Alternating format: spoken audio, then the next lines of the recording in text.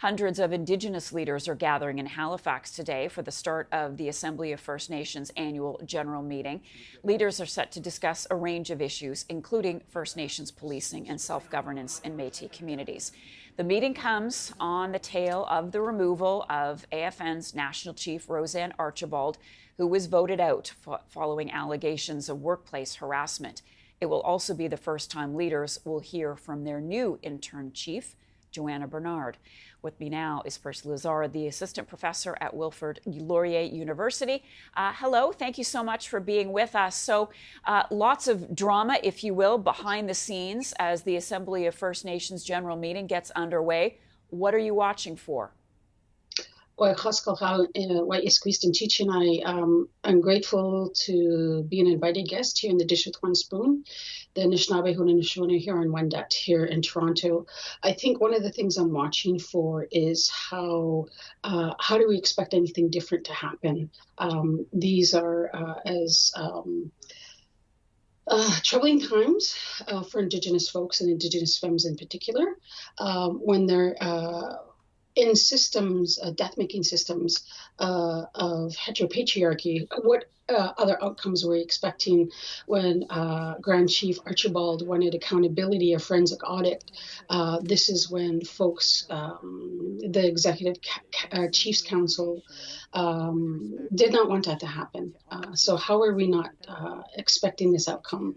And to have the Chiefs Executive Council vote in another Indigenous femme or woman,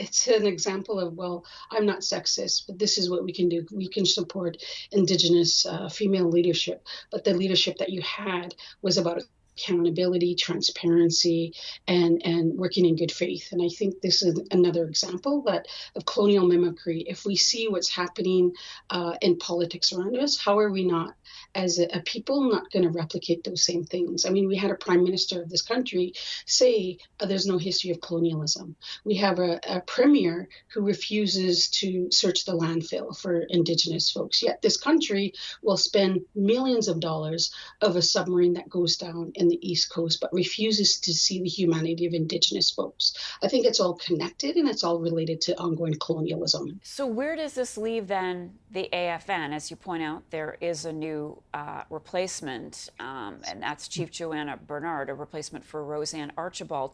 But this meeting is intended to set the course for the future, but it seems there's still a lot of focus on the past. Focus on the past because what has happened in the past, it continued to benefit a select few.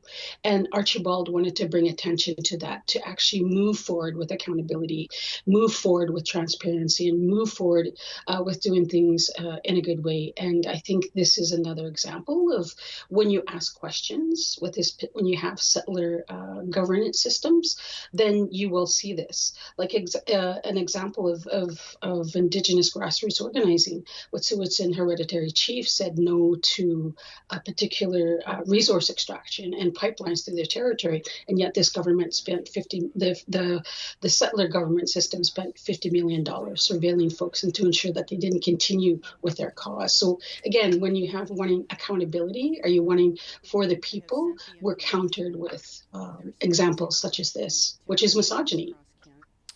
We're going to have to leave it there for today. Percy Lazard is the assistant professor and program coordinator of the Indigenous Studies program at Wilfrid Laurier University.